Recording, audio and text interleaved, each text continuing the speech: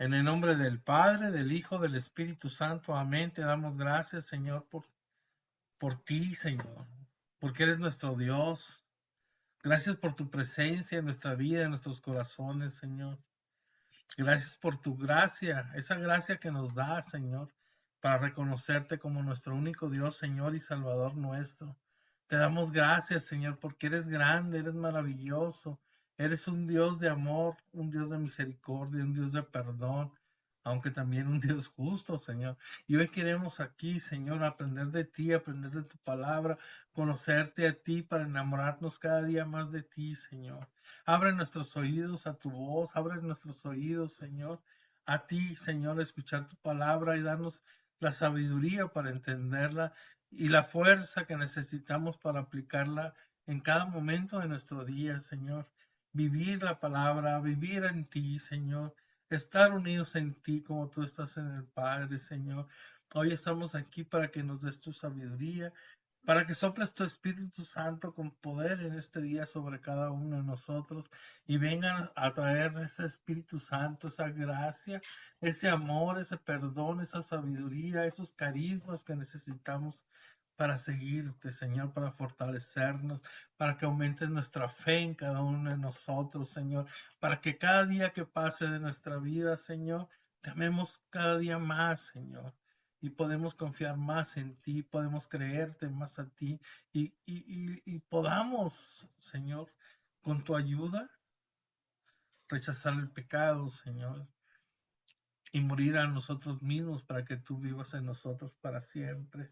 Ven Espíritu Santo y sopla sobre cada uno de nosotros. Muéstranos a Jesús, muéstranos a Jesús. Abre nuestros ojos espirituales y nuestros oídos espirituales a ti, Espíritu Santo. Sopla dentro de nosotros, muévete en nosotros, penetra hasta lo más profundo de nuestro ser y márcanos para siempre con tu presencia, con tu santidad, con tu sabiduría, con tu poder, Espíritu Santo. Ven, Espíritu Santo. Ven, Espíritu de Dios. Y a ti, Virgen María, te pedimos que intercedas por nosotros en cada momento de nuestra vida y nos lleves de tu mano hacia tu Hijo bendito Jesús, nuestro Señor. Todo esto, Padre, te lo pedimos en el nombre de tu Hijo Jesús, orando en el poder del Espíritu Santo, por la intercesión de María siempre Virgen. Amén. En el nombre del Padre, del Hijo, del Espíritu Santo. Amén. ¿Quién más viene? ¿Ah? ¿Quién se fue o quién vino otra vez?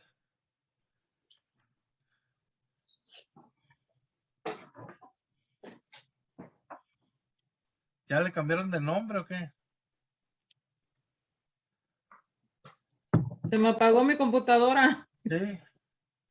Sí. Ok, vamos a comenzar, hermanos. Vamos a comenzar en el Evangelio de según San Juan, capítulo 17, del 1 al 8.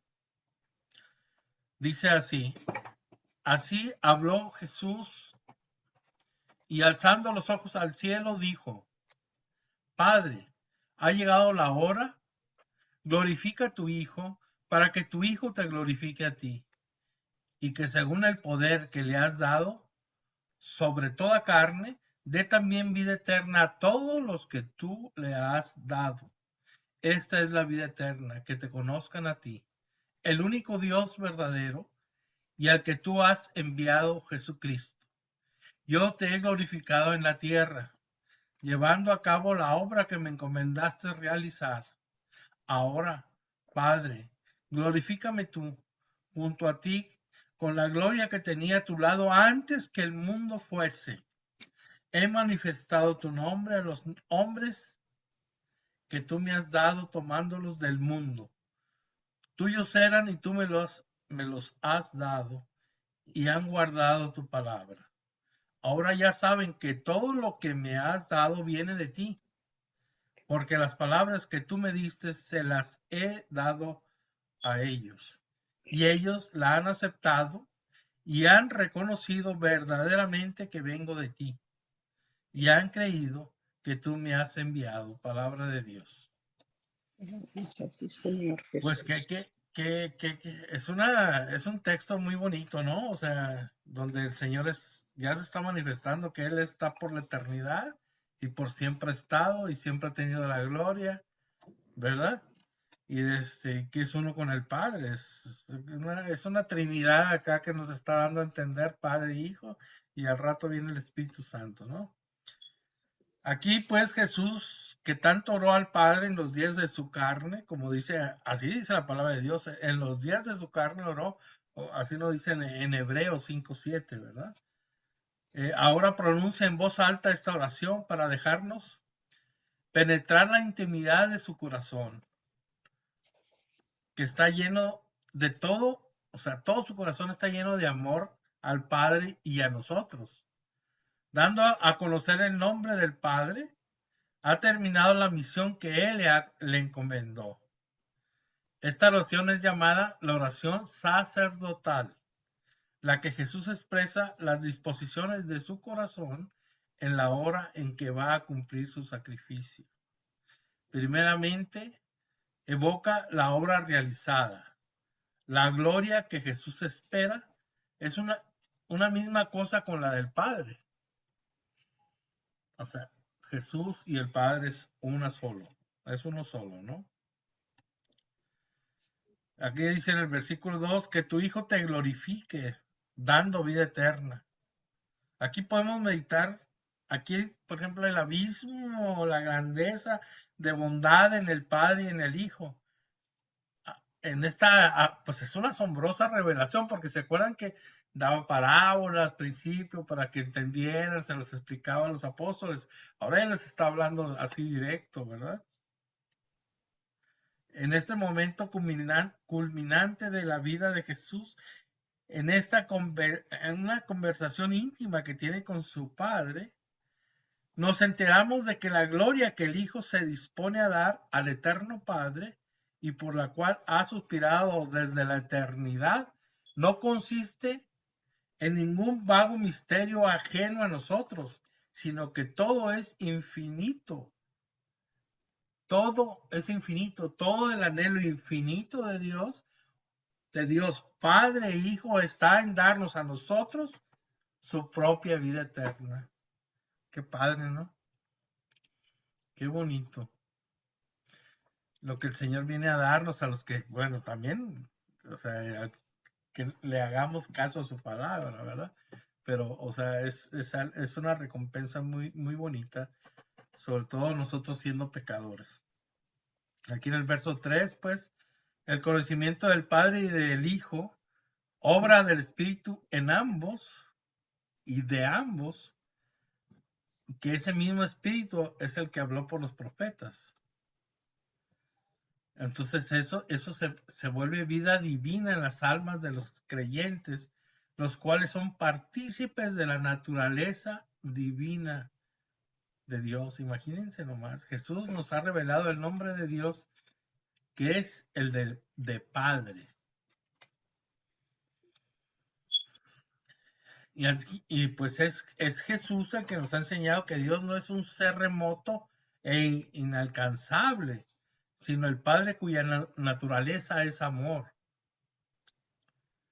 Conocer a Dios no es solo saber cómo es, sino también estar en términos de la más íntima relación de amistad con Él, y ninguna de las dos cosas es posible sin Jesucristo. Jesús nos presenta al Padre, nos lleva al Padre, intercede por nosotros, nos presentan al Padre, y podemos ser uno mismo en Jesús como Jesús es en el Padre. Y aquí en el verso 5, pues es evidente, como dice San Agustín, que si pide lo que desde la eternidad tenía, no lo pide para su persona divina, que nunca lo había perdido, sino para su humanidad santísima, que en lo sucesivo tendrá la misma gloria de Hijo de Dios que tenía el Verbo. ¿Sí entendemos esto? O sea, Jesús nunca perdió su gloria, aunque estaba en la tierra. Lo que pasa que en su carne, en su cuerpo, le da gloria, ¿verdad? Y ahí vamos nosotros, ¿verdad? Ya nos hacemos uno con Jesús. Nosotros también tenemos carne, ¿no? Y nuestra carne se va a transformar como Jesús se glorificó, ya resucitado con cómo se miraba, ¿no? Que hasta, ya ves, los discípulos de Maús no lo podían reconocer, del cambio que tenía, de su santidad, de total gloria, ¿no? Entonces Jesús, antes de nacer aquí, ya era por la eternidad. O sea, él no pierde nada al hacerse hombre, pero a su cuerpo le da la gloria al Padre, ¿sí me entienden? O sea, Dios existió por siempre. Jesús ha existido por siempre. Se encarnó en María, en la Virgen María, se hizo hombre y esa humanidad la glorifica al Padre. Si hay alguna pregunta, díganme, ¿no?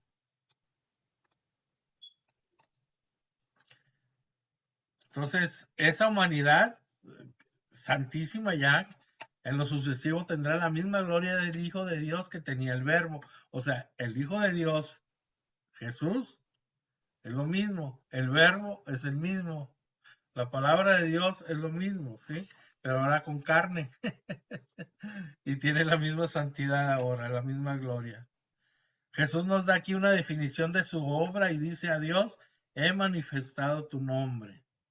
Tu nombre, es decir, a ti mismo lo que tú eres y por sobre todo el hecho que eres Padre. Cuando Jesús dice esto, está diciendo que ha dado a la humanidad la posibilidad de ver cuál es la verdadera naturaleza de Dios. Nos está Él manifestando quién es Dios, cómo es Dios. Es la afirmación de Jesús que en Él la humanidad ve la mente, el carácter y el corazón de Dios. O sea, es increíble.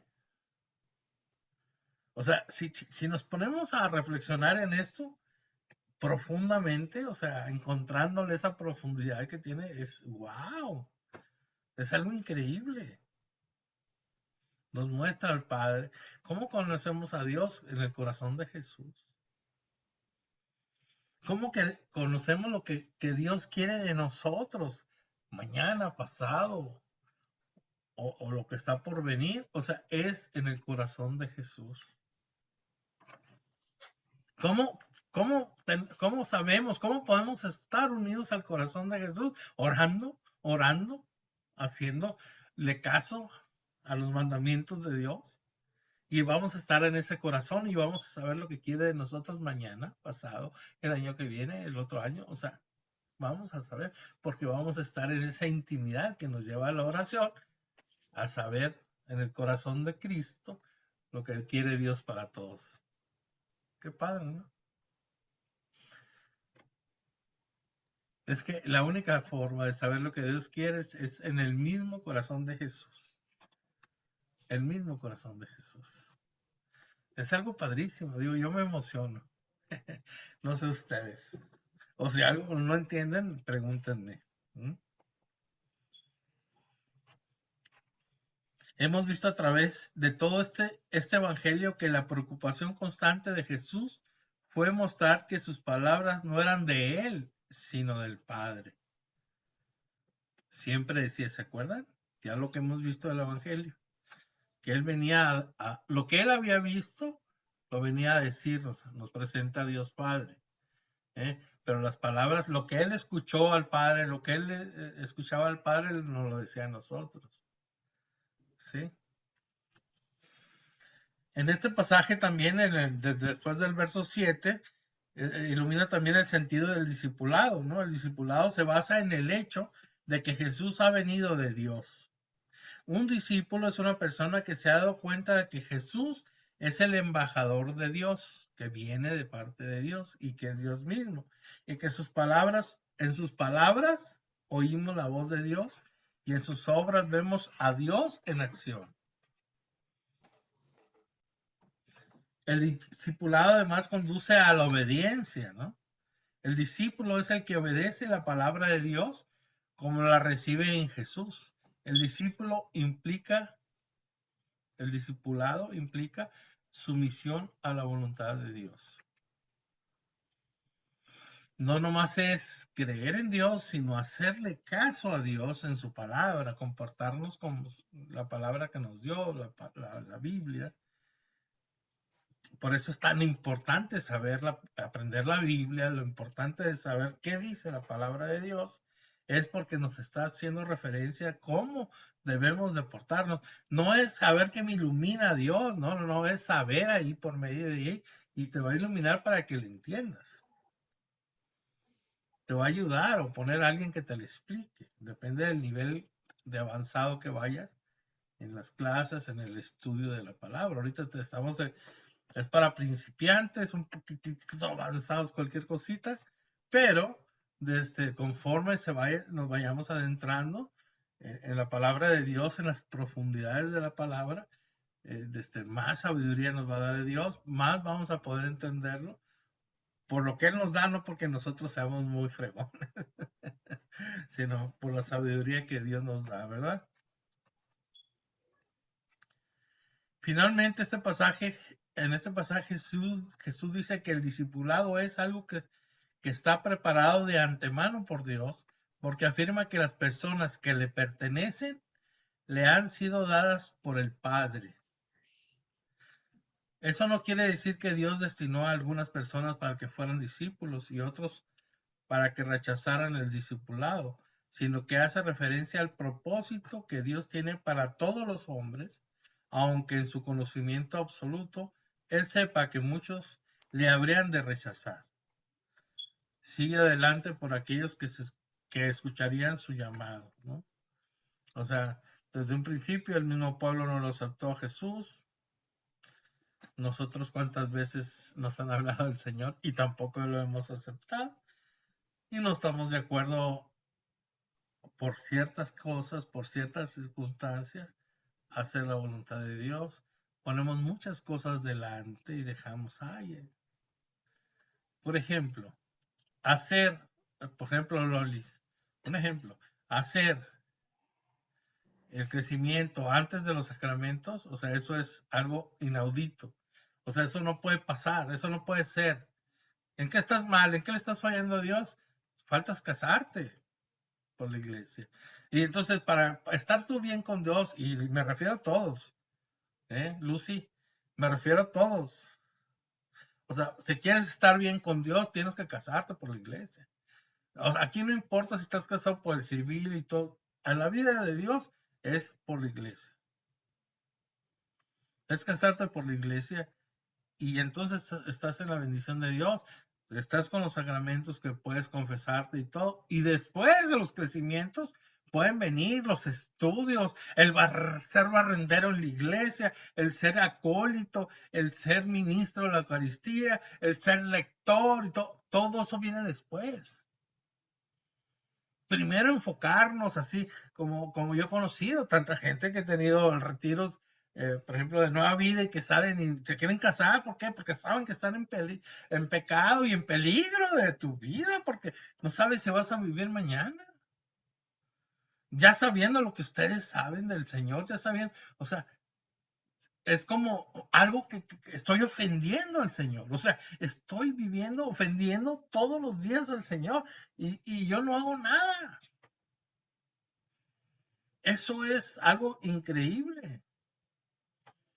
Tenemos que estar conscientes, ¿no? De la situación que estamos viviendo para tratar de hacer lo posible y enfocarte en eso, que nada te quite. Lo demás es que hacer esto, que hacer lo demás. No te sirve de nada si no estás haciendo la voluntad de Dios. O sea, ¿de qué te sirve? ¿Qué te sirve hacer crecimiento 1, 3, 4, 5 y el curso esto y el curso del otro? ¿Y de qué te sirve si no estás en lo básico? O sea, la voluntad de Dios es eso, se hace la oración, se hace los sacramentos, caminando en la voluntad de Dios y después, con esa fuerza del Espíritu Santo, de la oración, de los empujes de la Eucaristía, del perdón de Dios por medio del sacramento de la confesión y todo, y ¡pum!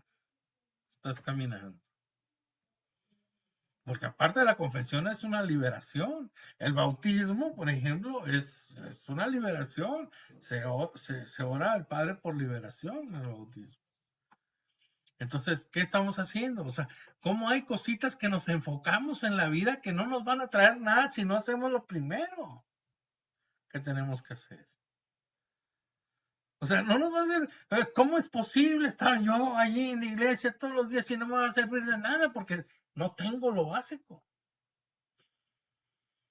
¿En qué me estoy enfocando?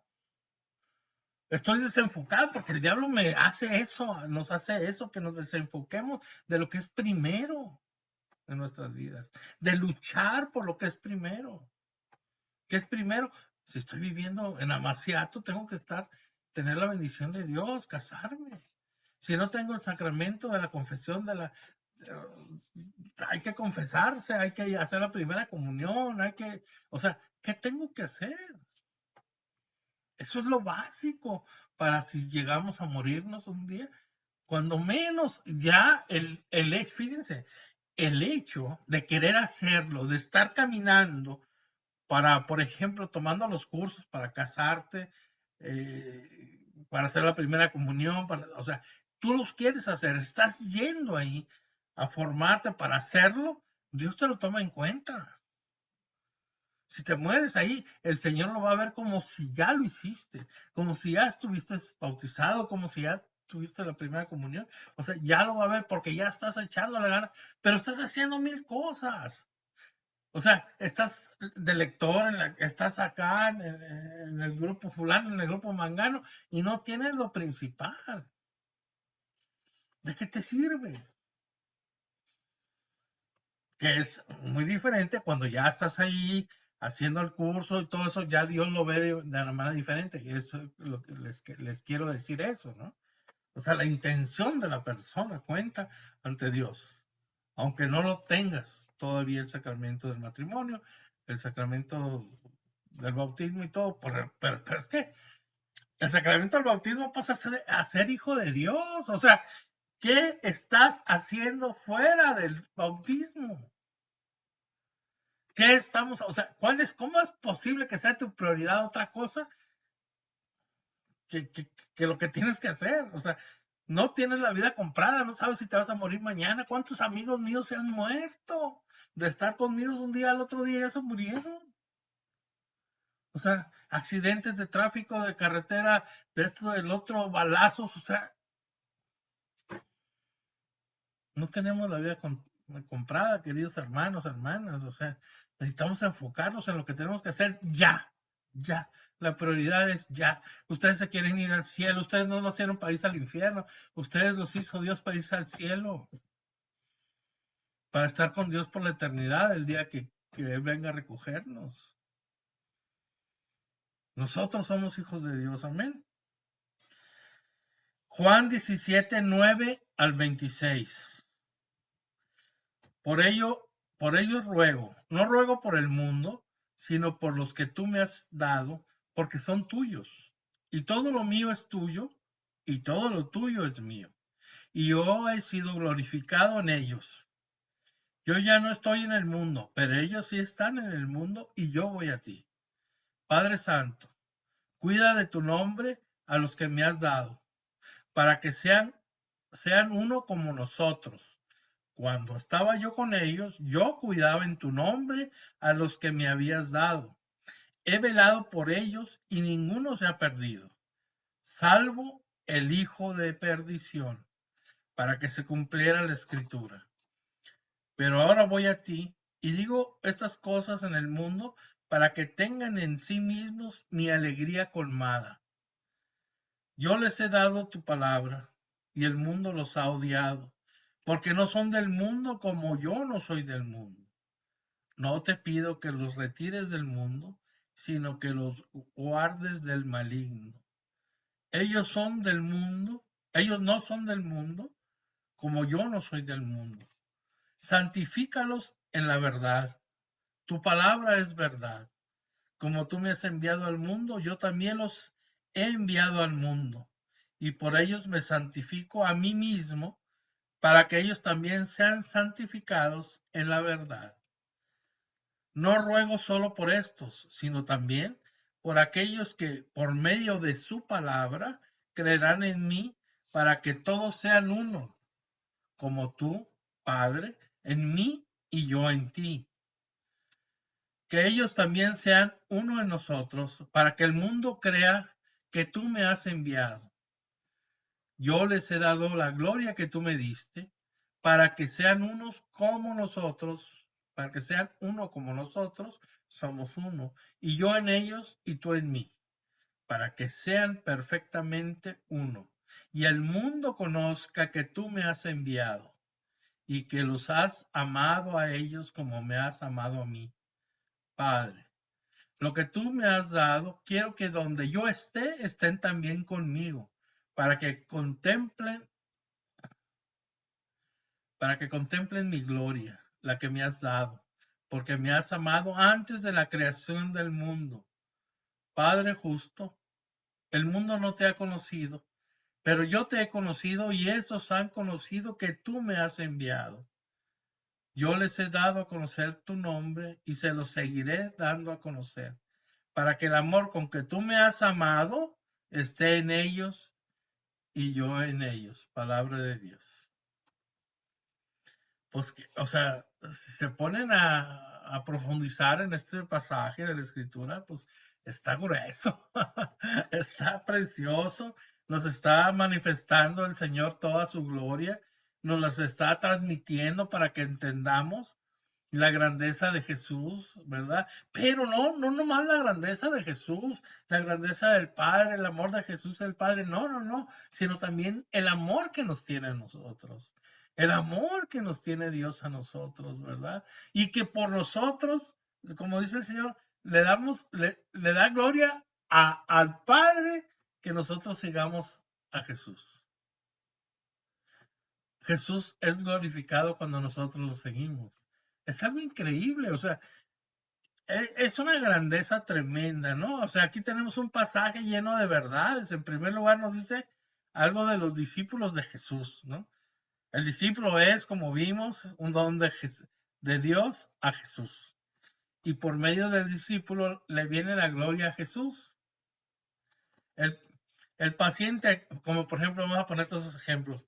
El paciente, el que ha curado, la gloria del médico. El estudiante, el que ha preparado, la gloria al profesor, le da gloria al profesor, perdón. El paciente que ha sido curado le da la gloria al médico. El estudiante que se ha preparado le da la gloria al profesor. El atleta que ha entrenado le da la gloria al entrenador. Las personas que Jesús ha redimido le dan honor a él. La persona que era mala y se ha vuelto buena es la honra de Jesús. Hermanos, nosotros podemos darle gloria a Jesús siguiéndolo, haciendo su voluntad, su palabra, aplicándola en nuestra vida, esforzándonos a hacer su palabra y a comportarnos como Él quiere, ¿verdad? Que su voluntad esté en nosotros, que nosotros vivamos en su voluntad, que confiemos en Él, que nuestra vida esté en sus manos verdaderamente en todos los aspectos de nuestra vida, ¿verdad? O sea, que de repente nosotros, ay, no vamos a poder hacer, no, mi vida está en tus manos, Señor, tú eres el que, o sea, ni la hoja del árbol se mueve si no es tu voluntad, Señor. Tú sabes lo que necesito y el Señor siempre va a estar ahí, ¿verdad? Ahora, todo esto es también, o sea, hay que pensarlo. Si no hacemos esto, imagínense, o sea, como dice el versículo 9, es una nueva y terrible sentencia contra el mundo. Nótese este sentido, ¿no? O sea, primero, por ellos ruego, dice, ¿verdad? Porque son tuyos. Pues todo lo tuyo me es infinitamente amable solo por ser cosa del Padre a quien amo. Es decir, que nosotros, sin saberlo ni merecerlo, disfrutamos de un título irresistible al amor de Jesús. Y es el solo hecho de que somos cosa del Padre y hemos sido encomendados por Él a Jesús, a quien el Padre le encargó que nos salvase. Segundo, en ellos he sido glorificado, dice el Señor. Es decir, a causa de ellos, la gloria del Hijo consiste, como la del Padre, en hacernos el bien a nosotros.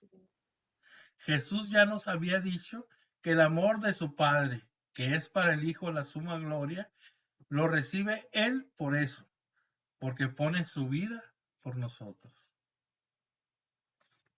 Ante esta bondad y un amor y unas promesas que jamás habría podido concebir el más audaz de lo ambicioso de nosotros, comprendemos que todo el Evangelio y toda la Divina Escritura tienen que estar dictados por ese amor. Es decir, impregnados de esa bondad hacia nosotros, porque Dios es siempre el mismo, Dios es amor. Pero es muy padre porque darnos cuenta de cuánto nos ama el Señor, o sea, es algo muy padre. Yo me siento, o sea, yo tengo la certeza que Dios me ama, entonces me siento muy, muy bien, o sea, me siento alegre en las pruebas, me siento en la enfermedad y todo. Yo sé que ese amor de Dios, que ahí está el amor de Dios, que Dios me ama a pesar de todo, a pesar de que yo no vea nada, que todo lo vea negro, que tengo algún problema, sé que Dios me ama y yo confío en Él. Entonces le digo, Señor, yo no veo nada, Señor, yo estoy en la oscuridad en esos momentos. Yo no veo nada, Señor, pero yo sé que tú quieres lo mejor para mí. Sé que me amas. Y yo confío en ti, Señor. Mi vida está en tus manos. Y entonces, y es una alegría porque eh, todo el mundo pasamos por pruebas muy difíciles, ¿no? Y saber en esa prueba difícil, en eso que no ves nada, en la oscuridad, que no sabes qué va a pasar y todo, y dices, Señor, yo confío en ti.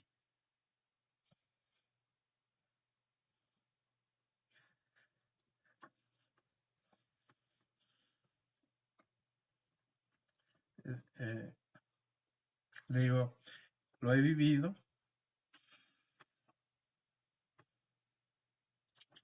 sobre todo, pues, la viví, pero siempre le digo, Señor, confío en ti. Y no fue fácil, no, no ha sido fácil. Ahorita me acordé cuando viví esa noche oscura que viví.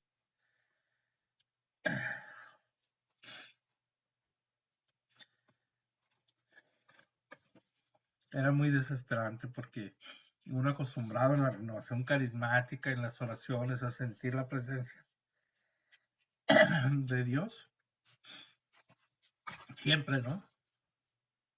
De alguna forma, alguna manifestación de Dios, algún carisma, alguna visión, alguna cosa así. Y no sentir nada, de nada, sentirte abandonado por Dios, sentir que no está Dios, no lo encuentras, no lo hayas por ningún lado. Y pasan los días y los días y los días igual. Entonces,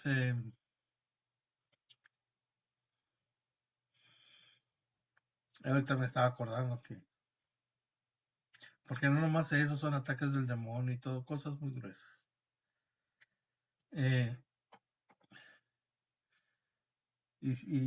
pues yo me llegué a sentir abandonado en el aspecto de que pues no me defendía Dios. O sea, y, pero sí, en esos momentos difíciles, siempre decía, Señor, yo sé que me amas. Yo no veo nada, yo veo por oscuridad, pero tú sí sabes, tú sabes, mi vida está en tus manos y yo confío en ti porque tú me amas y tú quieres lo mejor para mí, yo lo sé. Y,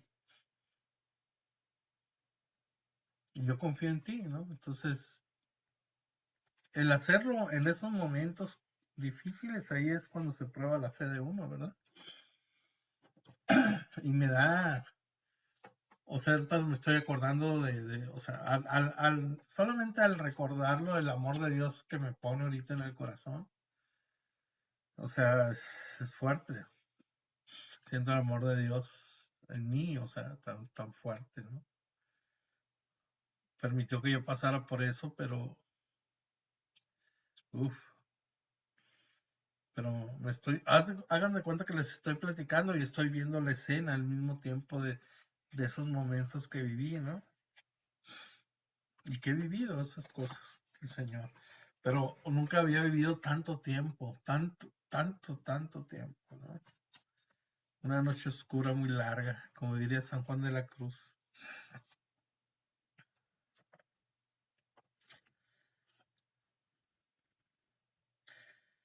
De aquí, para entender la Biblia, hay que preguntarse en cada pasaje, ¿no?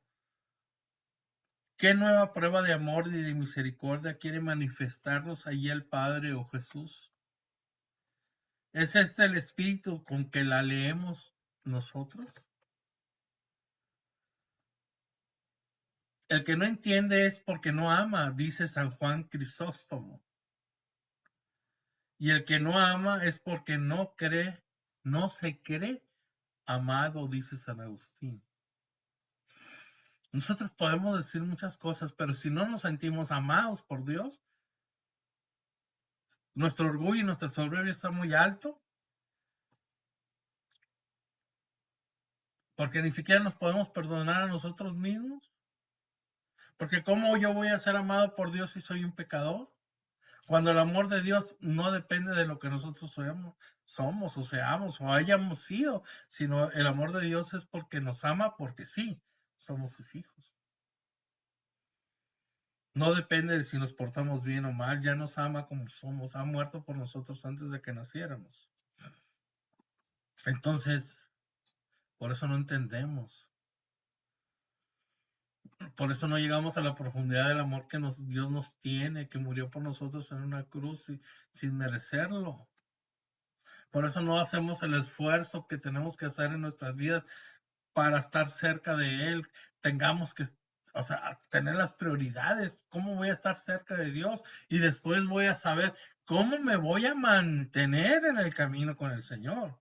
O sea, pero ¿cómo voy a estar? ¿Cómo me voy a acercar? ¿Cómo, o sea, cómo quiero caminar con el Señor? Ni siquiera me he acercado.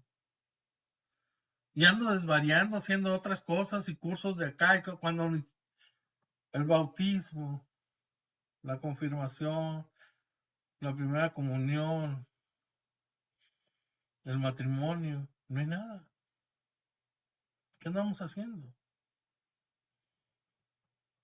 Hay que ver las cosas realistas. El diablo nos quita, nos pone una venda en los ojos y ahí vamos sin ver para todos lados, porque para allá, ay, aquí ya me siento menos culpable porque ya voy a misa, ya no me siento porque barro el templo, porque ayudo acá, porque ayudo allá, porque ayudo a vender los domingos tacos y todo lo que se vende, aguas y las... O sea, espérame. O sea, ¿eso qué? Lo que verdaderamente te va a ayudar a ti es acercarte a hacer los sacramentos, a ser bautizado, a ser confirmado, a confesarte, a poder recibir la Eucaristía, al mismo Señor vivo, a eso, al matrimonio, no lo demás.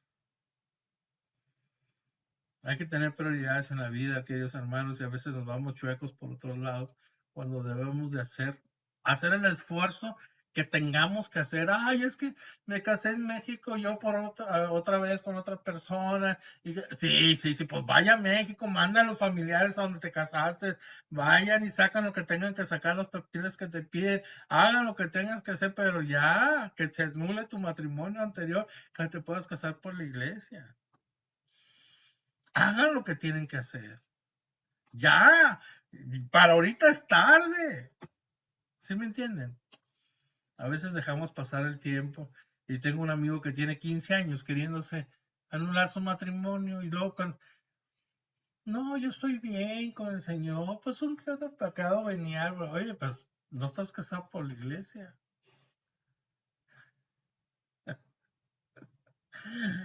Ay, sí, pero no, pues ¿qué? O sea, te mueres y ¿qué va a pasar? Estás en pecado mortal. O sea, tú estás casado, ella no, pero están juntos, están en amaciato y están en adulterio, porque tú sigues casado con la iglesia, con la otra persona. Y haces caer en adulterio a la persona con la que estás, ¿no? Entonces así es. Dice el Señor, porque si somos del mundo, Él ya no ruega por nosotros, como aquí lo dice. Si nosotros somos del mundo, si somos mundanos, Él ya no ruega por nosotros. Eso dice aquí. Entonces quedamos excluidos de su redención. O sea, ¿qué es? Al no aceptar a Jesús, ¿qué pasó con el pueblo judío? No lo aceptó. Y el Señor respetó eso.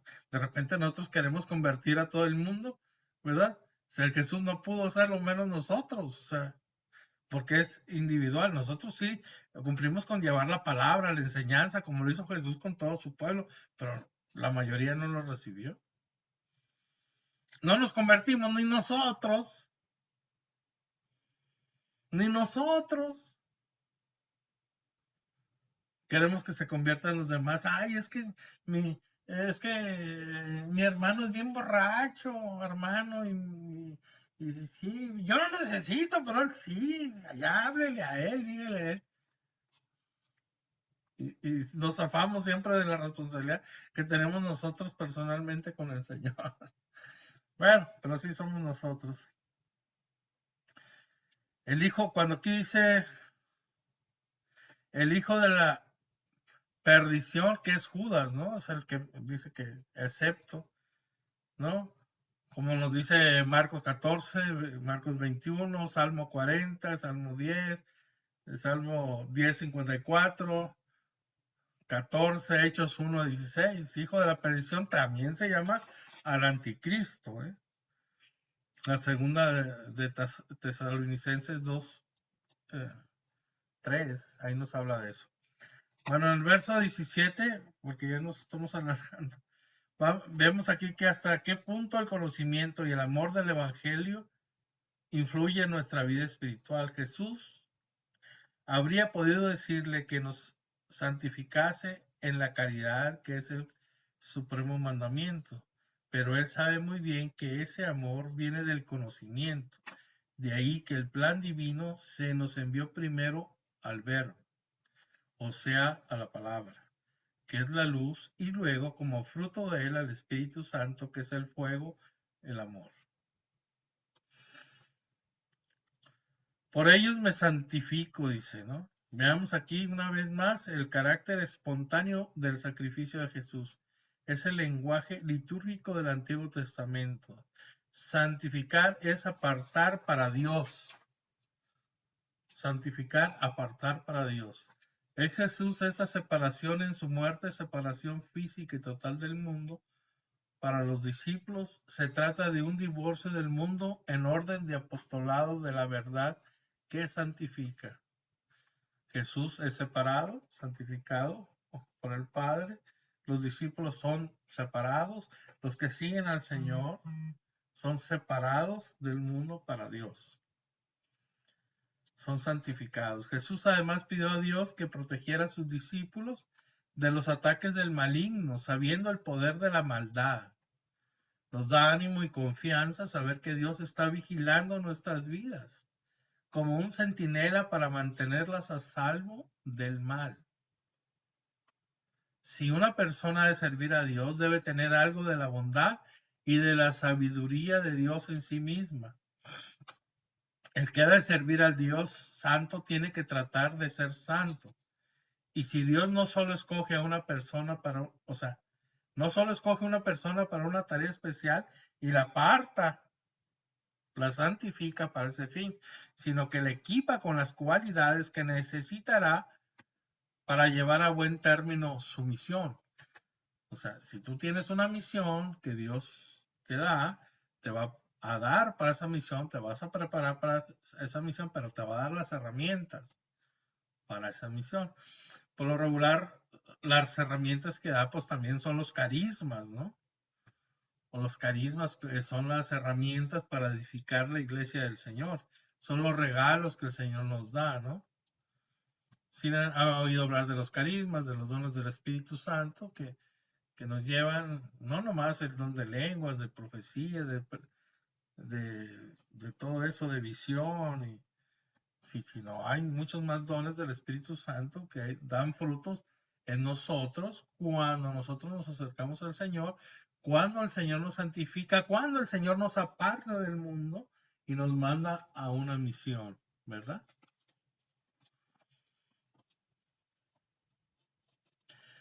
Verso 20 dice, bueno, la fe viene del poder de la palabra evangélica, nos dice San Pablo en Romanos 10:17, ¿no? La cual nos mueve a obrar por amor. Esta palabra nos mueve a obrar por amor. El poder de la palabra, como dice también en Gálatas 5:6, ¿verdad? La oración omnipotente de Jesús se pone aquí a disposición de los verdaderos predicadores de la palabra revelada para darles eficacia sobre los que le escuchan. O sea, acuérdense, no solo el que predica es el que está adelante predicando en una asamblea de oración en algún lado, sino nosotros somos predicadores que llevamos la palabra, lo que hemos conocido.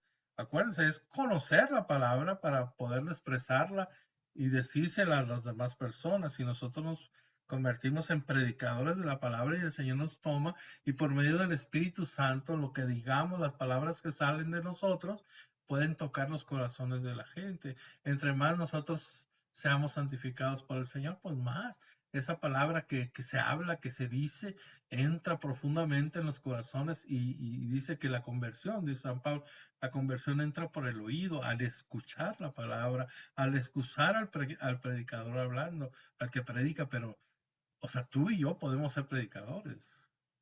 O sea, cualquiera puede ser predicador, ese que lleve el Espíritu del Señor en sí y pueda hablar de la palabra de Dios. No, o sea, de la palabra de Dios, o sea, hay muchos acontecimientos en el mundo, pero vamos a hablar de la palabra de Dios y vamos a dar testimonio de nuestras vidas, de lo que Dios ha hecho por nosotros mediante la palabra de Dios, ¿no? 21, para que el mundo crea, dice. En ellos el poder de la palabra divina y el vigor de la fe se manifestarán por la unión de sus corazones. Y el mundo creerá entonces ante el espectáculo de esa recíproca caridad, de ese amor que se tiene, que se fundará en la común participación a la vida divina. O sea, ¿en qué dice la palabra de Dios que nos conocemos los cristianos, los seguidores de Jesús? En cuanto se aman, ¿verdad? En cuanto amas a tu hermano, en cuanto se aman, que la gente vea ese grupo de personas en la iglesia, Sagrado Corazón, y que todo el mundo por fuera, que se asoma y diga, ay, cómo se aman. Esos seríamos los buenos cristianos, ¿verdad? Queremos esa manifestación que salga, ¿no? Pues es nuestra obligación personal el demostrar esa unidad del amor. Es algo personal, ¿eh? Obligación personal eh, de la unidad del amor con los semejantes, que es la respuesta a la oración de Cristo. O sea, amarnos unos a otros como Él nos ha amado. Acuérdate, ¿cómo era primero? ¿Se acuerdan el primer mandamiento? Amarás al Señor tu Dios y ya a tu prójimo como a ti mismo. Pero ya como Dios, yo creo que ya vio que nosotros no nos amamos, entonces dijo, amen unos a otros como yo los he amado, dice Jesús. Ahí donde cambia el mandamiento, esa frase del mandamiento.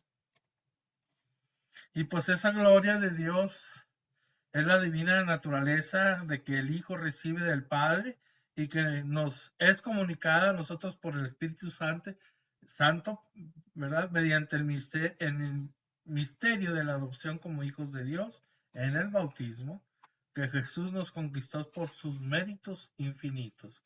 O sea, toda esta muerte de Jesús trajo, lo que nos trajo a nosotros fueron todos esos frutos, ¿no? Como ser hijos de Dios, hermanos en Jesucristo, ¿sí? Al ser bautizados, cómo pasamos, cómo vienen a darnos eso, los sacramentos, la forma, el camino más, o sea, la ayuda del cielo para que nosotros podamos llegar al Señor, que es el camino, es Jesús mismo, es el camino, la verdad y la vida. Entonces, seguir con Jesús, caminando con Jesús, es estar en el camino para llegar a Dios, ¿no? A donde tenemos que llegar, que es nuestra casa, ¿no?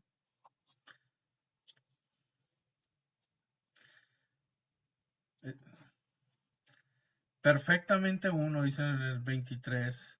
consumarse en la unidad divina con el Padre y el Hijo, creados a la imagen de Dios, nosotros restaurados luego de nuestra regeneración por la inmolación de su Hijo, somos hechos hijos como Él, partícipes de la naturaleza divina, vivimos de su vida misma, como Él vive del Padre.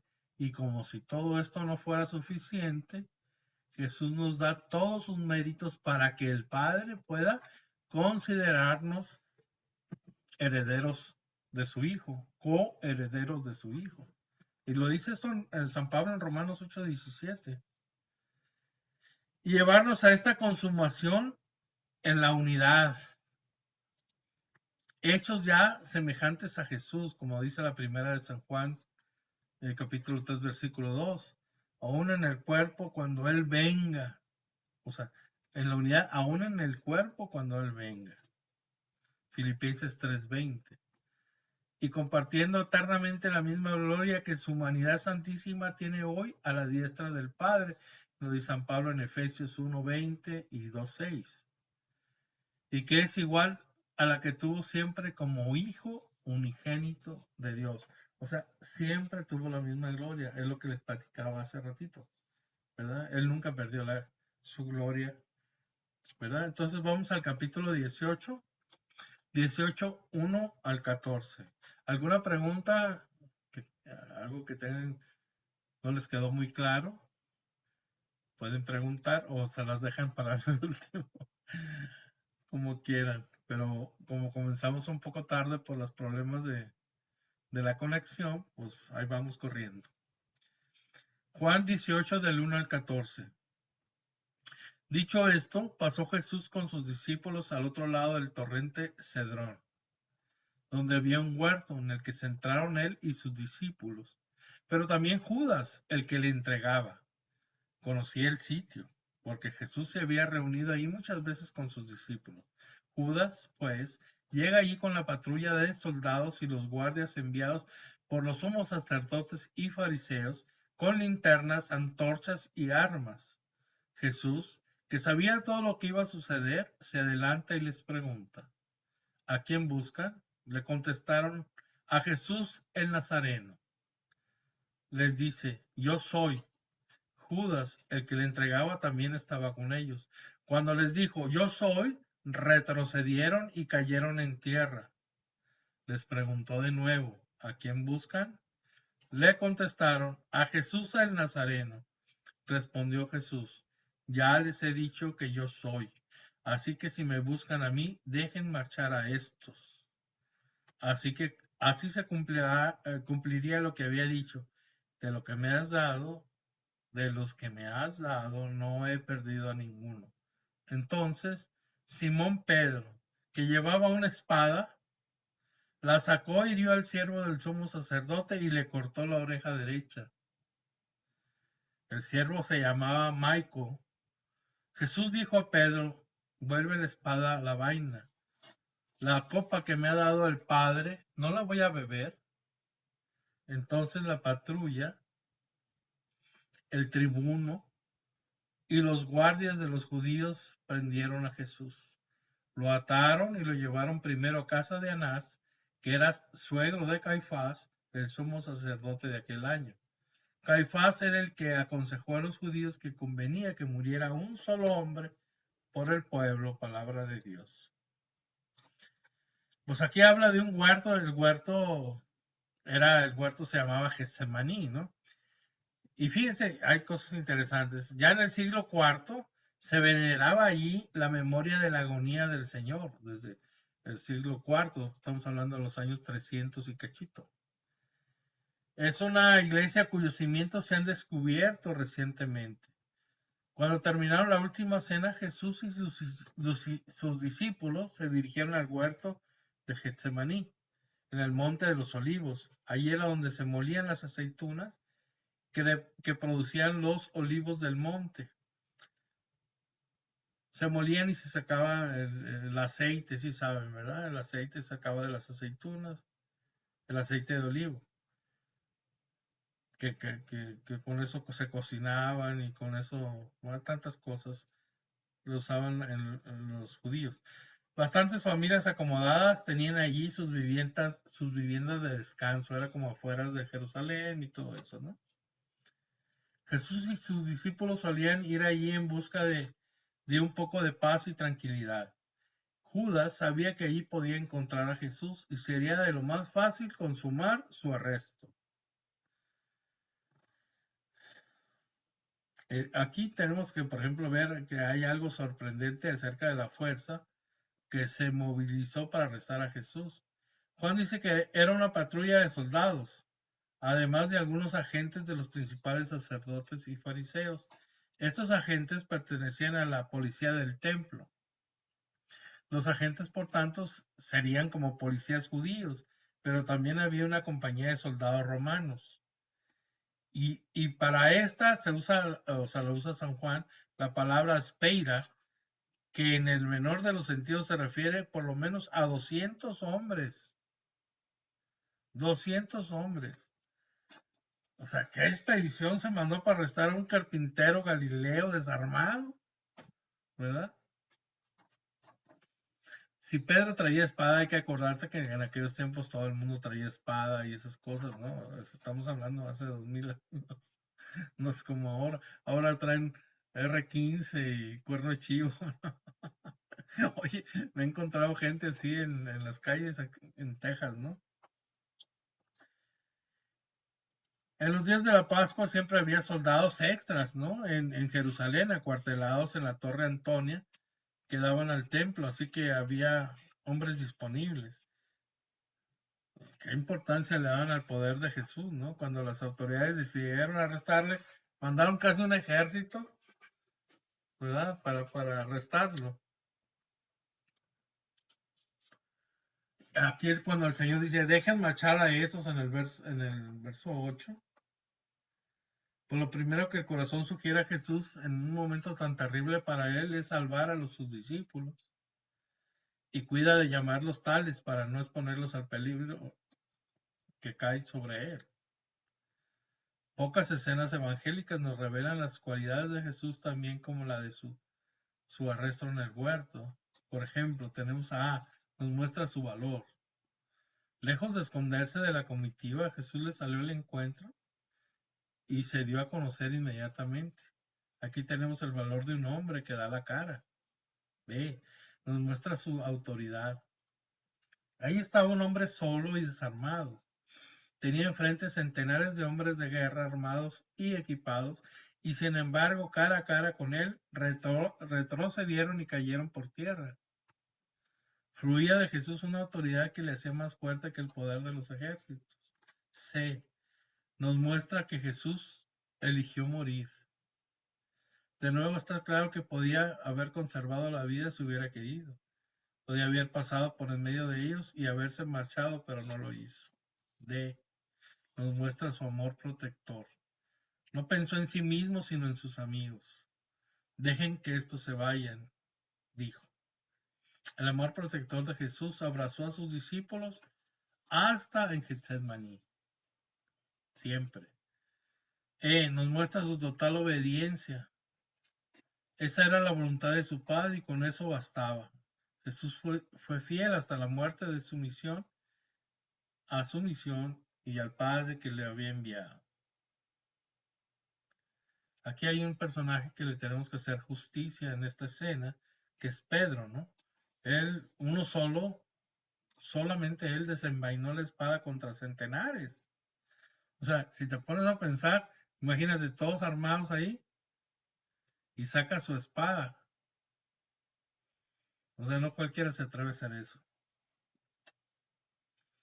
Y eso que muy pronto Pedro habría de negar a su maestro, pero en aquel momento estaba dispuesto a enfrentarse solo contra centenares por Cristo.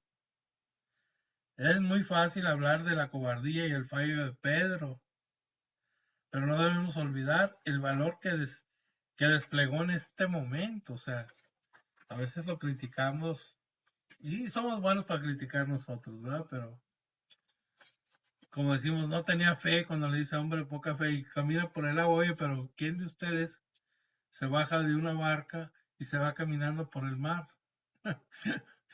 ¿Verdad? Sobre las olas, o sea, ¿quién?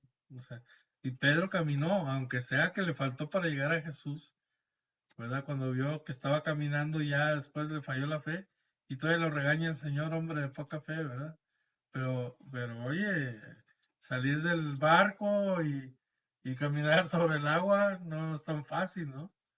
O sea, ahí vemos esa fe de Pedro que ya quisiéramos tenerla nosotros, aunque Dios te diga, Jesús, ¿verdad? Hombre de poca fe o mujer de poca fe, no tenemos esa fe de Pedro. Pues aquí San Juan es el único de los evangelistas que nos dice que Jesús fue conducido primero a llegar a la presencia de Anás. Anás era un personaje célebre, ¿no? Era el poder entre bastidores de Jerusalén, o sea, era el que estaba detrás del trono de Caifás. Había sido sumo sacerdote entre los años 6 y 15 después de Cristo, y 4 de sus hijos también ocuparon ese puesto, y Caifás era su yerno. Este hecho ya es suficientemente subjetivo, inconvincente de que la familia, ¿no? De Anás era inmensamente rica y uno tras otro de sus hijos había alcanzado la cima con sobornos e intrigas, mientras él mismo seguía moviendo todo las marionetas que eran para él la gente, ¿no? La manera de hacer dinero de Anás tampoco era menos objetable. Dice, en el atrio de los gentiles estaban los puestos de vendedores de animales para los sacrificios, los, los que cambiaban las monedas, a los que Jesús había echado, ¿se acuerdan? Con un látigo. Los puestos de venta en el templo se llamaban el bazar de Anás, porque eran propiedad de su familia y la manera que Anás había amasado su fortuna. Ahora podemos entender por qué había dispuesto a Anás que le llevaran a Jesús en primer lugar a él. Hay un niño llorando. Jesús había atentado contra sus intereses, había echado del templo a los vendedores y había tocado a Anás en la parte más sensible de su persona, en la bolsa.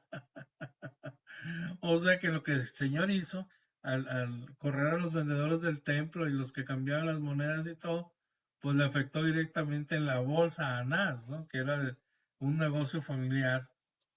Ahí llegamos al nepotismo, se llama.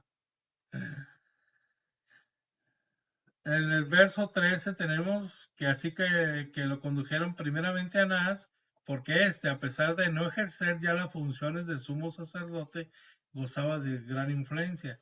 Caifás, el pontífice titular, lo dispuso así, esperando sin duda que su suegro fuera bastante astuto para hallar culpa en el cordero inocente. Sigamos Juan 18, 15 al 27. Seguían a Jesús, Simón Pedro y otro discípulo. Este discípulo era conocido del sumo sacerdote y entró con Jesús en el atrio del sumo sacerdote, mientras Pedro se quedaba fuera, junto a la puerta. Entonces salió el otro discípulo, el conocido del sumo sacerdote, habló a la portera e hizo pasar a Pedro. La criada portera dice a Pedro, ¿no eres tú de los discípulos de ese hombre? Dice, no lo soy. Los siervos y los guardias tenían unas brasas encendidas porque hacía frío y se calentaban. También Pedro estaba con ellos calentándose. El sumo sacerdote interrogó a Jesús sobre sus discípulos y su doctrina. Jesús le respondió, he hablado abiertamente ante todo el mundo. He enseñado siempre en la sinagoga y en el templo, donde se reúnen todos los judíos, y no he hablado nada a ocultas. ¿Por qué me preguntas? Pregunta a los que me han oído lo que les he hablado. Ellos saben lo que he dicho. Apenas dijo esto, uno de los guardias que allí estaba dio una bofetada a Jesús, diciendo, ¿así contestas al sumo sacerdote? Jesús le respondió, si he hablado mal, declara lo que está mal. Pero si he hablado bien, ¿por qué me pegas? Anás entonces le envió atado al sumo sacerdote Caifás. Estaba allí Simón Pedro calentándose y le dijeron, ¿no eres tú también de sus discípulos? Él lo negó diciendo, no lo soy. Uno de los siervos del sumo sacerdote, pariente de aquel a quien Pedro había cortado la oreja, le dice, ¿No te vi yo en el huerto con él? Pedro volvió a negar y al instante cantó un gallo. Palabra de Dios. Aquí pues nos dice, Juan escribe, ¿verdad? El Evangelio y dice que otro discípulo, pero ese es Juan, él mismo, el evangelista, que tiene la costumbre de ocultar siempre su nombre. En el tiempo de Jesús los judíos estaban sometidos a los romanos, que les concedían una cierta medida de autogobierno, pero no les permitían dictar ni ejecutar sentencias de muerte. En verdad, en algunas veces, como en el caso de Esteban, los judíos se tomaban la ley por sus propias manos, ¿no? O sea, en muchos casos, nomás que ahí quedé, pero legalmente no tenían derecho a infligir la pena capital. Por eso tuvieron que traer a Jesús a Pilato para que lo condenara legalmente a muerte y le mandara a crucificar. Si los judíos hubieran podido ejecutar la sentencia de muerte, habría sido mediante lapidación, a pedradas, ¿no? Como dice Levítico 24:16, que había que matar así a los que blasfemaban de Dios. En este caso, los testigos cuya palabra había sido probado el crimen, tenían que tirar las primeras piedras.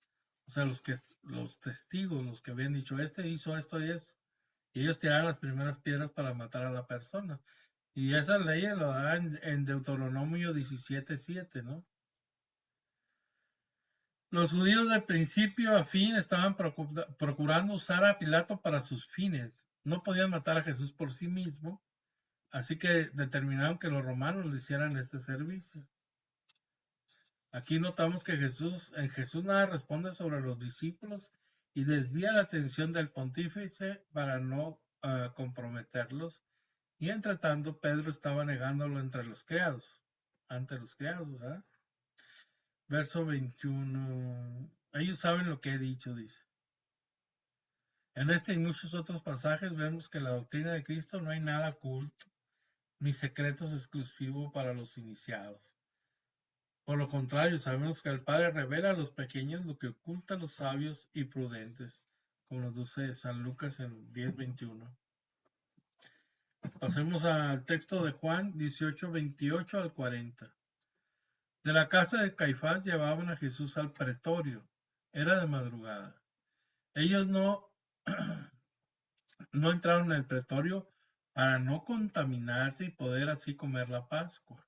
Salió entonces Pilato fuera hacia ellos y dijo, ¿qué acusación traen contra este hombre? Ellos le respondieron, si este no fuera un malhechor, no te lo habríamos entregado. Pilato replicó, tómenlo ustedes y júzguenlo según su ley. Los judíos replicaron, nosotros no podemos dar muerte a nadie. Así se cumpliría lo que había dicho Jesús cuando indicó de qué muerte iba a morir. Entonces Pilatos entró de nuevo al pretorio y llamó a Jesús y le dijo, ¿eres tú el rey de los judíos? Respondió Jesús, ¿dices esto por tu cuenta o es que otros te lo han dicho de mí? Pilato respondió, es que yo soy judío, tu pueblo y los sumos sacerdotes te han entregado a mí. ¿Qué has hecho? Respondió Jesús, mi reino no es de este mundo. Si mi reino fuese de este mundo, mi gente habría combatido para que no fuera entregado a los judíos. Pero mi reino no es de aquí. Entonces Pilato le dijo, luego tú eres rey.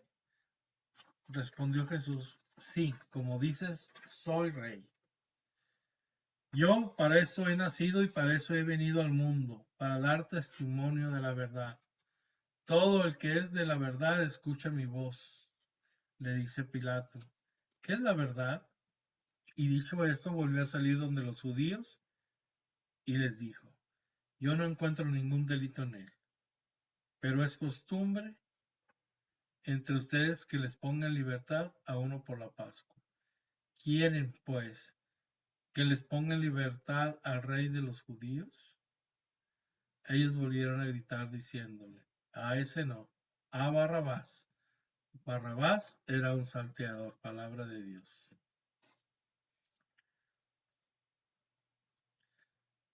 Dice en Mateo, no sé cuál es de Mateo, que dice que los fariseos colaban mosquitos y tragaban camellos, o sea, para no comérselos, ¿no? Así muy fijados, muy puritanos. Y, dice Mateo 23-24, ¿no? Creían contaminarse entrando en casas paganas, o sea, como el pretorio era donde vivía el palacio donde vivía Pilatos, ¿no? Dice, pero la muerte de un inocente no parece mancharlos. Y poder comer la Pascua, es decir, que no la habían comido aún. Jesús se anticipó a comerle el jueves, pues sabía que el viernes ya no le sería posible. Esto viene en Lucas 22:8. Aquí en el verso 32, que dice que aquí tenemos una observación de San Juan, para llamarnos la atención sobre el hecho de que Jesús no sufrió el suplicio usual entre judíos, sino la crucifixión, que era el usado en Roma para los criminales y en efecto le fue aplicado y ejecutado por la autoridad romana que ejercía Pilato. El Señor mismo había profetizado que tal sería la forma de su muerte y para ello sería entregado a los gentiles. Nos dice Mateo 20:19. Puede que Pilato tratara muchas cosas judías con desprecio, arrogancia, ¿no? Pero no a Jesús. Aquí en el verso 36, nunca definió Jesús con mayor claridad el carácter no político de su reino, que no es mundano ni dispone de soldados y armas. Jesús nos habla con absoluta claridad acerca de su reino. No es, nos dice, de esta tierra. Jesús nos dice para qué ha venido al mundo, para dar testimonio de la verdad, para decirle a la humanidad la verdad acerca de Dios, acerca de sí misma y acerca de la vida. Jesús vino a decirnos la verdad. Esa es una de las grandes razones por las que no tenemos más remedio que aceptarla o rechazar a Cristo. O sea, o aceptas la verdad o no la aceptas. O sea, ¿cómo? Vamos meditando nuestros actos, aceptamos la verdad, aceptamos al Señor con todos sus mandatos o no los aceptamos. Aquí no hay término medio en la relación con la verdad. O la aceptamos o la rechazamos. Y Cristo es la verdad. O sea, vamos a ser sinceros, honestos y con nosotros mismos y con nuestra relación con el Señor, ¿verdad? Aquí le pregunta, ¿qué cosa es la verdad? Pilato es el tipo de muchos racionalistas que formulan una pregunta parecida y luego se van sin escuchar la respuesta de la verdad misma, que es Jesucristo. O sea, se volteó hacia el pueblo. O sea, le pregunta a Jesús y no espera a que Jesús le conteste, ¿no? Por eso dice San Agustín, si no se desean con toda la energía del alma el conocimiento y la verdad, no pueden ser hallados. Pero si se busca dignamente, no se esconde a sus amantes. O sea, los amantes de la verdad, ¿verdad? Del conocimiento. No se les esconde si la buscas de corazón. Muchas veces nosotros andamos buscando a Jesús, a la verdad, pero no lo deseamos con todas nuestras energías. La mayoría de gente tiene miedo. Ay, si me acerco al Señor, ¿y luego qué va a pasar de mi vida? ¿Qué me va a pasar? Así estoy bien. Mucha gente tiene ese pensamiento. De esa costumbre de soltar un preso para la Pascua, no sabemos más de lo que nos dicen los evangelios. Los otros tres complementan la breve noticia de Juan, y cuando reunimos todos, los cuatro evangelistas, descubrimos que Barrabás era un preso notable, un bandolero que había tomado parte de una insurrección en la ciudad y había cometido un asesinato. Y a él se refiere Mateo 27 del 15 al 26, San Marcos del 15, Marcos 15 del 6 al 15, San Lucas 23, 17 al 25 y Hechos de los Apóstoles 3, 14. Así que Barrabás no era un delincuente cualquiera, era un hombre violento, eso sí, pero pero de esos que se convierten en leyenda y son considerados como héroes populares y azote de las autoridades al mismo tiempo. Acuérdense, él estaba en contra, Barrabás, de los romanos y era un héroe para ellos. La elección de esta multitud ha sido siempre la elección histórica. Barrabás era un hombre que alcanzaba sus propósitos por medios violentos. Jesús era un hombre de amor y ternura, cuyo reino se hace realidad en los corazones. Es un hecho trágico de la historia que los pueblos escogen muchas veces el camino de la violencia en lugar del camino del amor, el camino de Barrabás en lugar del camino de Cristo. Vamos corriendo, acuérdense. Capítulo 19. Capítulo 19 del 1 al 11. Dice así: Pilatos entonces tomó a Jesús y mandó azotarle. Los soldados trenzaron una corona de espinas, se la pusieron en la cabeza y lo vistieron de un manto, lo vistieron un manto de púrpura, y acercándosele a él le decían: Salve, rey de los judíos, y le daban bofetadas.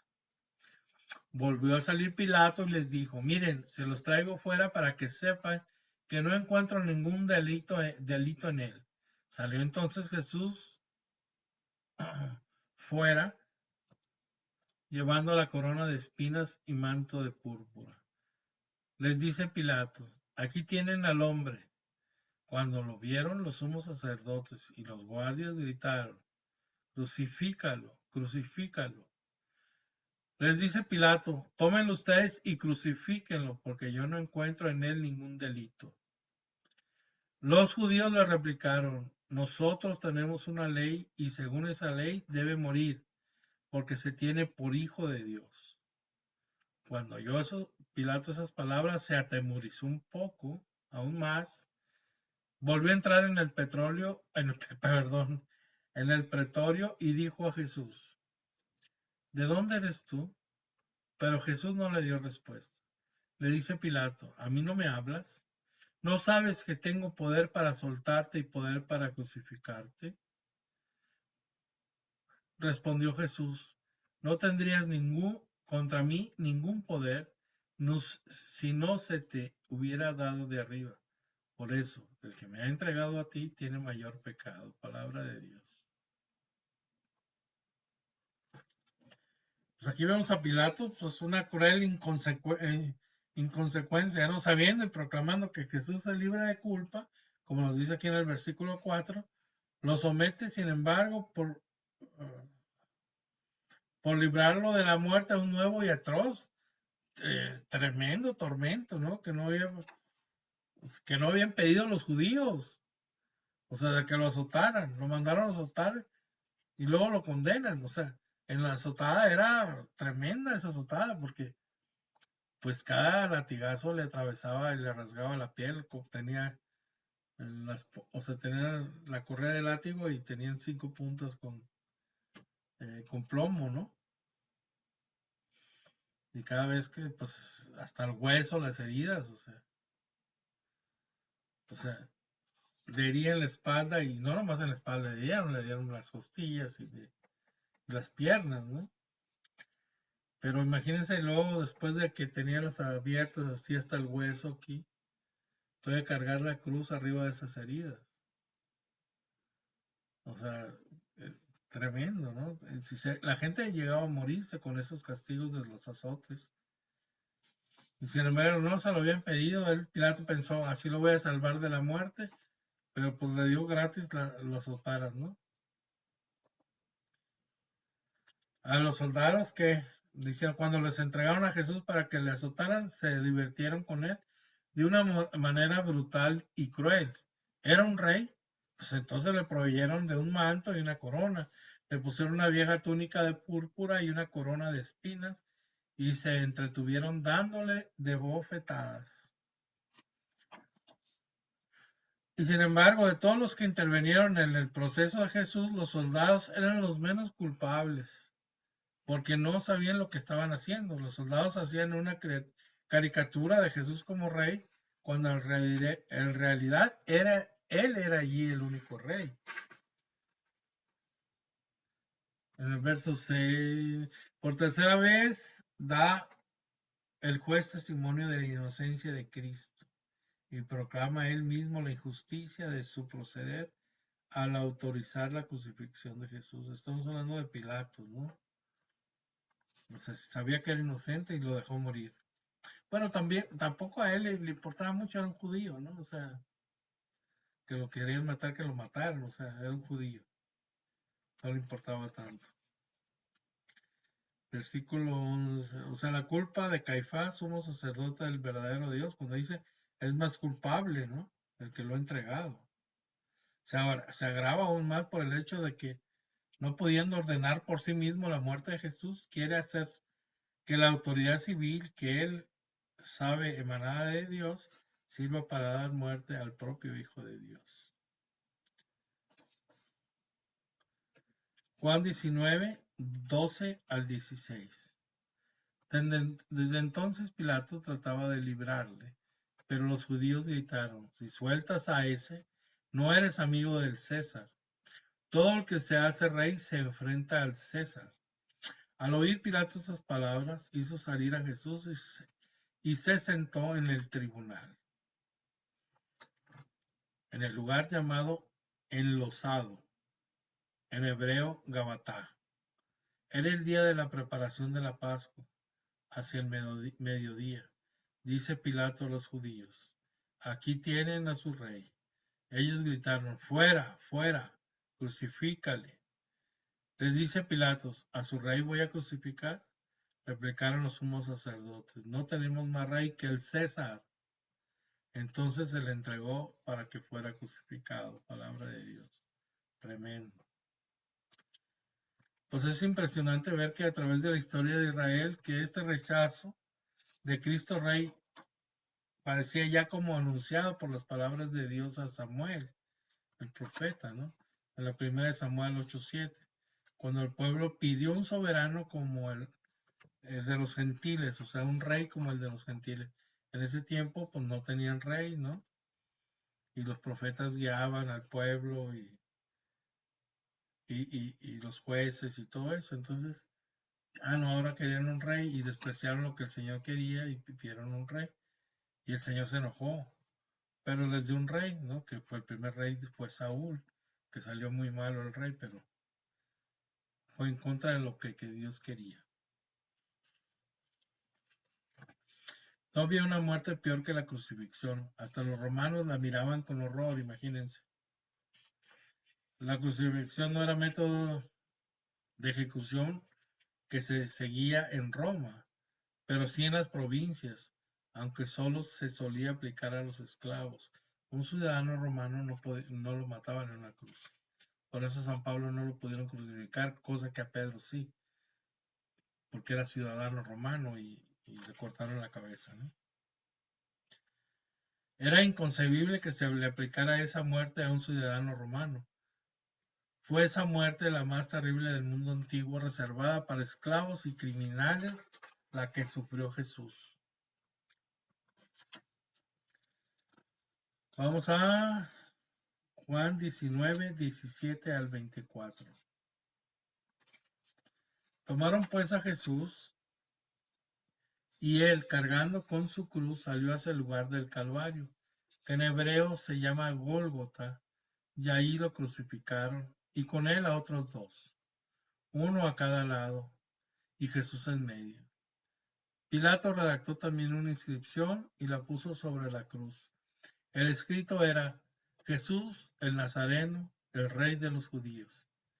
Esta inscripción la leyeron muchos judíos porque el lugar donde había sido crucificado Jesús estaba cerca de la ciudad y estaba escrita en hebreo, latín y griego. Los sumos sacerdotes de los judíos dijeron a Pilato, no escribas el rey de los judíos, sino este ha dicho yo soy el rey de los judíos. Pilato respondió, lo que he escrito, lo he escrito. Los soldados, después que crucificaron a Jesús, tomaron sus vestidos, con los que hicieron 4 lotes, un lote para cada soldado, y la túnica. La túnica era sin costura, tejida de una pieza de arriba a abajo. Por eso dijeron, no la rompamos, sino echamos a suertes a ver a quién le toca, para que se cumpliera la escritura. Se han repartido mis vestidos, han echado a suertes mi túnica, y eso es lo que hicieron los soldados. Palabra de Dios. Pues la rutina de la crucifixión era siempre igual. Después de celebrarse el juicio, de ser condenado el criminal, el juez pronunciaba la terrible sentencia y el veredicto se llevaba a cabo inmediatamente, ¿no? En el Calvario, el cráneo, el Calvario, el Gólgota en hebreo, es el lugar de la calavera. Según la leyenda judía, es el lugar donde fue enterrado Adán. Es la leyenda judía, que ahí fue enterrado Adán en ese cerro. Hoy forma parte de la iglesia del Santo Sepulcro. Estaba fuera de la muralla en aquellos tiempos, ahora pues no, ¿verdad? Porque no era legal crucificar a nadie dentro del límite de la ciudad. Así que Jesús salió, destrozado y sangrante, con la espalda rasgada en tiras por los azotes, llevando su cruz hasta el lugar donde había de morir. El cartel se lo puso en la cruz de Jesús, estaba escrito en hebreo, latín y griego, ¿no? Estas eran las tres grandes lenguas del mundo antiguo, de aquel tiempo, y representaban a tres naciones, ¿no? En el plan de Dios, todas las naciones tienen algo que enseñarle al mundo, y estas tres hicieron tres grandes aportaciones al mundo y a la historia universal. Grecia le enseñó al mundo la belleza de la forma y del pensamiento. Roma le enseñó al mundo la ley y el gobierno, e Israel le enseñó al mundo la religión y el culto del único Dios verdadero. En Jesús vemos la consumación de estas tres cosas. Un grupo de soldados conducía al reo al lugar de la ejecución. Uno de los ganjes, del oficio de estos soldados era la ropa del reo. Se la repartían, ¿no? Los judíos solían ponerse 5 artículos: calzado, turbante, cinto, túnica y manto exterior. Eran 4 soldados y había 5 artículos para repartir y aún quedaba la túnica interior, ¿no?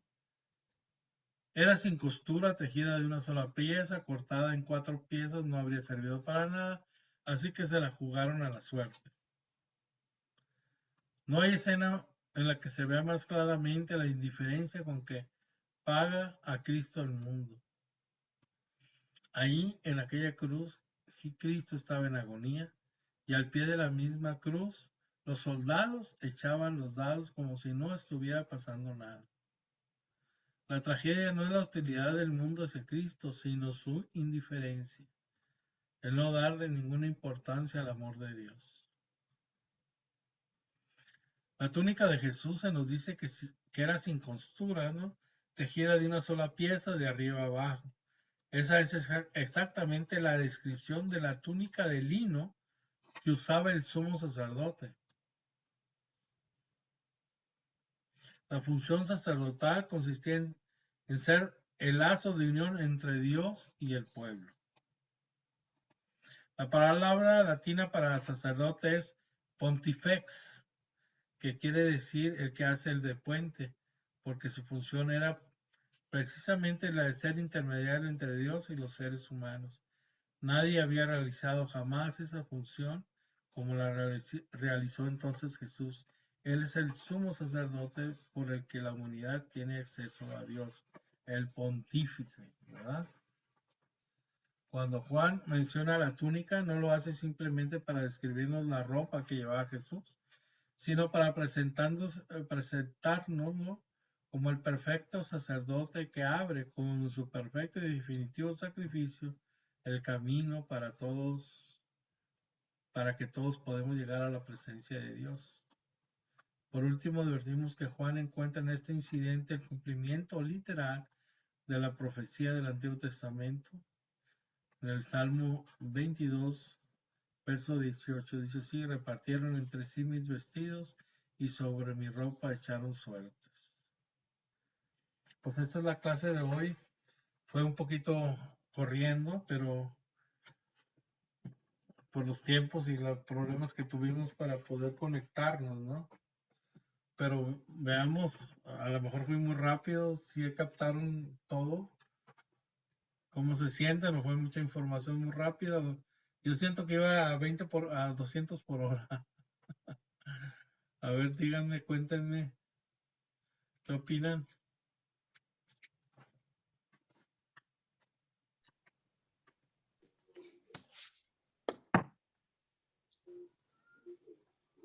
¿Entendieron todo? Hello.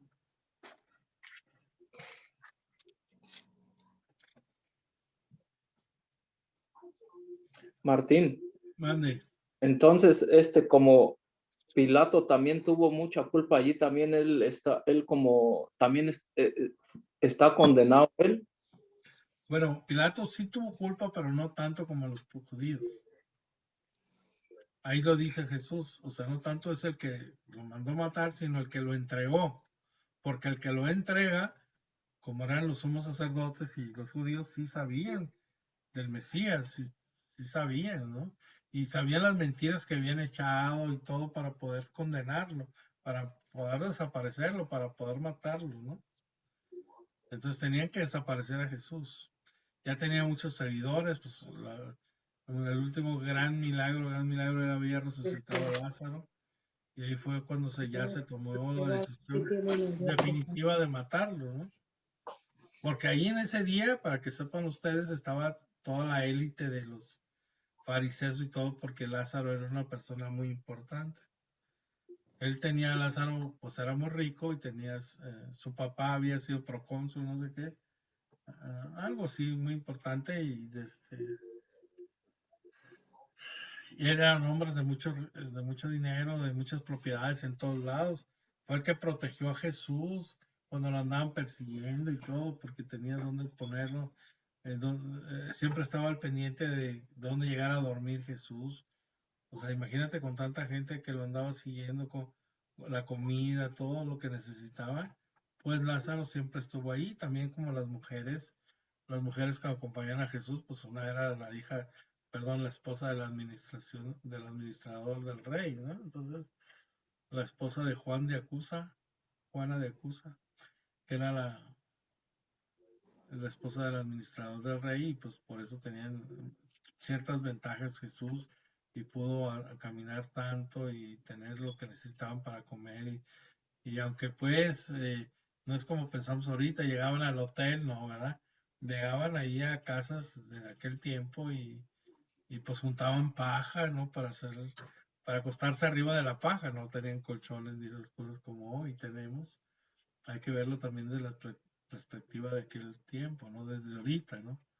O sea, como, imagínense ustedes, va caminando Jesús, 12 discípulos, 72 discípulos, o sea, los 12 apóstoles, 72 discípulos, las mujeres, y otro que otro pegado ahí que andaba con ellos, que tal vez había sanado el Señor y que lo seguía. O sea, imagínense, llegaban más de 100 gentes a un lado, a donde llegaran. O sea, por eso Marta estaba tan apurada a atender a Jesús, pues cuánta gente andaba con Jesús, ¿no? O sea, cuando llega Marta y que le dice, oye, Señor, pues dile que mi hermana María, que María me ayude, ¿no? ¿Verdad? Pues andaba afanada, no es, o sea, nosotros lo vemos de repente muy así, muy, ay, esta Marta, que no sé, no, pues tenía que atender a la gente, ¿no? Pero mira, no te afanes, que María ha escogido la mejor parte.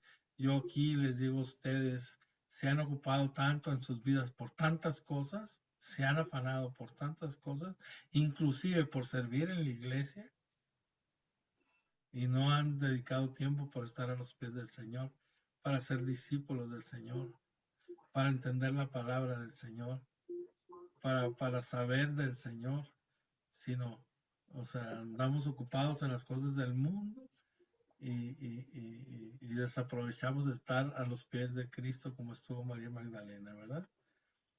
Pero hoy estamos aquí, mira, o sea, aprendiendo su palabra, de su enseñanza. No es Martín el que les dice esto, es la palabra del Señor. No es mío nada, sino la palabra del Señor es de Él. Y esa es la palabra que nos da para nosotros poderla transmitir a los demás. ¿Alguna otra pregunta? ¿Estás muy pensativa, Elisa?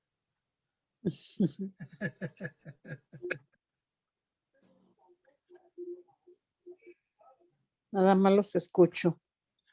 Pero sí entendiste todo. Pues algunas cosas, Martina, aquí donde dijiste tú que nosotros somos todos predicadores, en una ocasión yo escuché en unas pláticas también que fui ahí a la iglesia, ¿Ah? una muchacha, bueno, una señora se paró y ella platicaba que ella en su trabajo platicaba y les decía y de Dios y les decía, predicaba pues la palabra. Entonces se sienta esa señora y se para otra y le dice, es que no todos podemos predicar porque no todos estamos preparados. Entonces ahí sí como que me sacó de onda, como que ya no le entendí. Exactamente, sí, cierto. O sea, nos debemos de preparar para todo. O sea, pero no significa, o sea, mira, o sea, ¿qué es lo que puedo hacer? Mm. ¿No te sabes las escrituras? ¿Qué vas a decir, Señor? El Señor lo que ha hecho en tu vida. Lo que Dios ha hecho en ti, en tu vida, los hijos que te ha dado, el esposo que te ha dado, la vida que, donde te ha sacado, o sea, cuál es tu experiencia, tu relación aparte personal, es una experiencia extraordinaria que viste al Señor de visiones de esto, del otro. Todas esas experiencias podemos hablarlas, ¿no? Si no te sabes la palabra de Dios. O sea, estar preparado, ok, ya estás más preparado, ok, ya te sabes los evangelios, vas a hablar de los evangelios, lo que Jesús decía, te sabes las cartas hechas de los apóstoles que hicieron los apóstoles después de Jesús, las cartas de San Pablo, o sea, ¿qué sabes? ¿Qué es lo que sabes? Pero no te vas a quedar callado porque no sabes nada. O sea, ¿qué Dios ha hecho por ti? ¿De dónde te ha sacado? ¿Qué es lo que te ha dado? ¿Te salvó o no te salvó? O sea, no quiere decir que te quedes mudo. Cada quien, conforme a lo que sabe y lo que el Señor les pide en su corazón, va a hablarle a los demás. O sea, pero nosotros tenemos que dar testimonio siempre de Jesús en nuestras vidas, ¿verdad? Solamente que no veas algo que ha hecho el Señor en tu vida, entonces pues no tienes el Espíritu Santo que te esté poniendo en tu corazón y en tu mente lo que vas a decir, ¿no? O sea, siempre lo que ha hecho en ti, o sea, y tú desarmas a cualquier protestante que te toca la puerta cuando tú le das el testimonio de lo que Jesús ha hecho en tu vida, cuando tú estás viviendo ese testimonio, cuando estás viviendo otra vez aquella experiencia de Dios en tu vida, cuando has tenido una experiencia de ese tipo, una experiencia personal del amor de Dios o de lo que sea del Señor. Entonces tú la estás transmitiendo, tú la viviste, tú la puedes transmitir, ¿verdad? Y nadie puede decir que no es cierto, ¿no? Nadie te puede decir, porque cada quien hemos tenido una experiencia diferente de Dios en nuestras vidas. Eso es una. Otra. Cuando te estás ya más preparado y sabes de la palabra de Dios y te digo, perfecto, ¿no? O sea, me ha tocado también eso, que ahí me sacan la Biblia. No, es que aquí en la Biblia, ay, yo les digo, qué bueno que me sacan la Biblia, hermano, mire, y saco la mía, ¿verdad? Saco la mía, y mire, qué bueno que nos vamos y vámonos. Y es que las imágenes, y vámonos a Éxodo, ¿no? 20. Y, o sea, ya con la palabra, no es lo que él te diga, porque la gente así usa. Es que dice la palabra de Dios, está en el versículo, a ver, y vamos, espérame tantito, vamos a mi Biblia, el versículo que me están diciendo, y dice, sí, le digo, pero esto no quiere decir lo que tú me estás diciendo, esto dice esto, y abajo dice esto otro, y ya, entonces ya se quedan sin argumento. O sea, porque son muy canijos. Te dicen esto, como cuando te dicen la Iglesia Católica es la gran ramera, ¿no? Entonces, a ver, vamos a Apocalipsis. ¿Dónde dice la Iglesia Católica es la gran ramera? Si cuando Juan escribió el Apocalipsis no había ni Iglesia Católica, ¿no? Digo, no se llamaba de esa forma.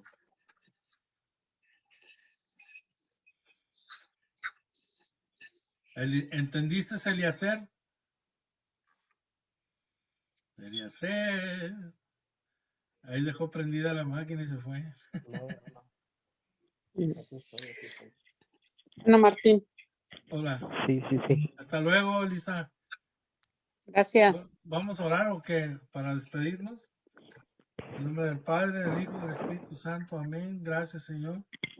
Porque nos has traído a escuchar tu palabra, Señor. Danos esos oídos de discípulos, Señor, y ese corazón abierto hacia ti, que tú entres con todo tu poder, con todo tu amor, y nos transformes según tu voluntad, Señor. Hoy queremos decirte, sí, ven, Señor, te damos permiso que entres en nuestros corazones, en nuestra vida, en nuestra mente, y nos transformes según tu voluntad. Queremos decirte, te damos permiso, Señor, que lo hagas en nuestras vidas. Señor, es que queremos que tú tomes las decisiones en nuestra vida y nos des esa fuerza para hacerlo nosotros, Señor. Ya hemos tomado muchas decisiones malas en nuestra vida.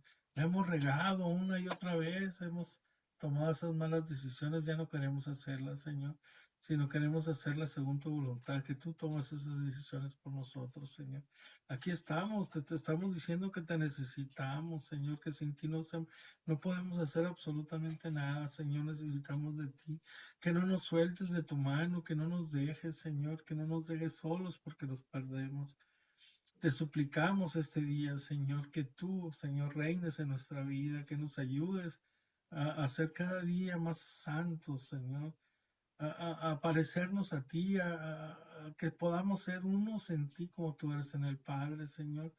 Ten misericordia de nosotros que somos pecadores y débiles, Señor. Nosotros no podemos, Señor, pero tú lo puedes. Te damos por eso este día, este permiso que necesitas para entrar en nosotros y transformarnos para siempre según tu voluntad.